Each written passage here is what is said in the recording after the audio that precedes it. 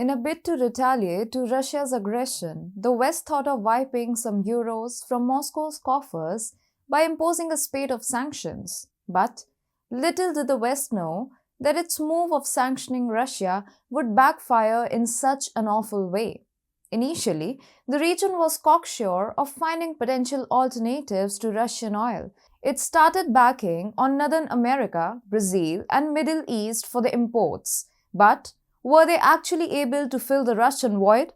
The West's histrionic outburst at Russia led to its own doom. No country was able to assuage its demands, and eventually, the poor West had to turn to its arch rival. Hello and welcome to TFIGlobal, the foreign affairs and geopolitical analysis arm of the TFI Media Group. I'm your host Vedika. Let's begin. The war in Ukraine has led to a major oil and gas crisis in the whole of Europe. Most of the European oil and gas needs were met by Russia, but without considering the underlying repercussions, the EU resorted to detaching all its costs from Russia. This obviously didn't go well for the European nations, so they thought of taking a different path than that of towing the lines of the West. First Poland and now Germany has finally realized the divinity of Russia. Yes, the same Poland and the same Germany which adhered to the most anti-Russian stance in the European Union after the Ukraine war. In the aftermath of the war, Poland and Germany were among the first nations to ask for more sanctions on Russia, but now they seem to have opted for the easy way out. First Poland and now Germany is all set to leave the European Union in a lurch, as they both are ruling for Russian oil. According to the president of Russia's Transneft, the country's state-owned oil pipeline monopoly, demand for oil in 2023 has come from Poland and Germany.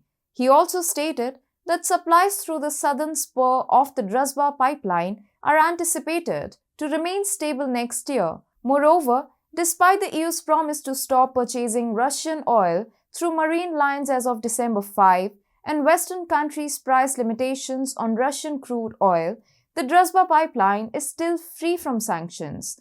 The remarks from Transneft contradict reports from last month that Poland intended to back out of an arrangement to purchase Russian crude. Reuters reports that Polish officials wanted German backing for EU sanctions on the Polish-German part of the Druzhba pipeline, according to sources, so that Warsaw could back out of contract to purchase Russian oil next year without incurring fines. They announced that they would not take oil from Russia from January 1, and now we have received requests from Polish consumers give us 3 million tons next year and 360,000 tons for December, and Germany has already submitted a request for the first quarter. Transneft head Nikolai Tokarev said on Tuesday. A German economy ministry spokesperson said reports that Germany had ordered Russian crude oil were false, and the mineral oil companies at the eastern German refineries in Leuna and Schwedt are no longer ordering Russian crude for the next year. But it's hard to trust the continent after the recent reports claiming that Europe is sneakily importing Belarusian timber that was sanctioned. So, long story short, is that Poland and Germany were on paper aiming to eliminate Russian oil imports by the end of the year.